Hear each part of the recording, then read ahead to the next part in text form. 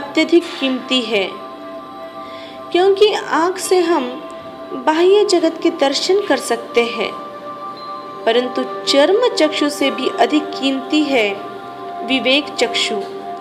विवेक रूपी चक्षु जिसके पास नहीं है उसका तो पतन ही निश्चित है।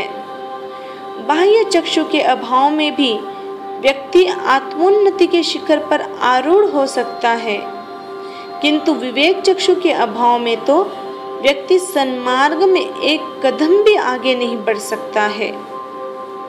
आत्म विकास के लिए बाह्य चक्षु का अभाव बाधक नहीं है, किंतु विवेक चक्षु के अभाव में तो आत्म विकास कदापि संभव नहीं है। विवेक एक तीसरा नेत्र है, उसका उन्मीलन अनिवार्य है। मुख की सौम्यता के लिए चित्त की प्रसन्नता अनिवार्य है। कड़वी गोली मुख में हो तो मुखाकृति विकृत हुए बिना नहीं रहती है। वैसे ही चित्त में यदि आकुलता व्याकुलता हो तो मुख पर सौम्यता नहीं आ सकती है। प्रसन्न चित्त व्यक्ति की ही मुखाकृति शांत व सौम्य होती है। चित्त की प्रसन्नता के लिए हृदय की विशालता उदारता अनिवार्य है।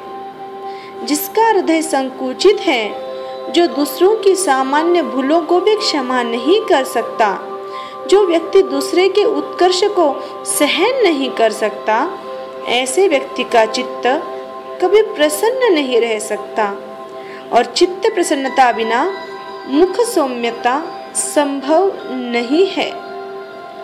इसलिए अपने विवेक चक्षु का उपयोग करते हुए मुख की सौम्यता बढ़ाने के लिए चित्त की प्रसन्नता अनिवार्य है। पाप का आचरण कर व्यक्ति कदाचित धन पा सकता है, किंतु सुख व शांति को हरगिज नहीं। पाप का सेवन करने के बाद भी कदाचित व्यक्ति बाहर से समृद्ध हो जाए, परंतु भीतर से तो वह कंगाल ही होता है। अन्याय व अनीति व शोषण के मार्ग से प्राप्त जिस धन के आगमन के साथ ही हमारे जीवन की शांति ही लुप्त हो जाए, उस धन को पाने के पीछे पागल बनने में कौन सी बुद्धिमत्ता है।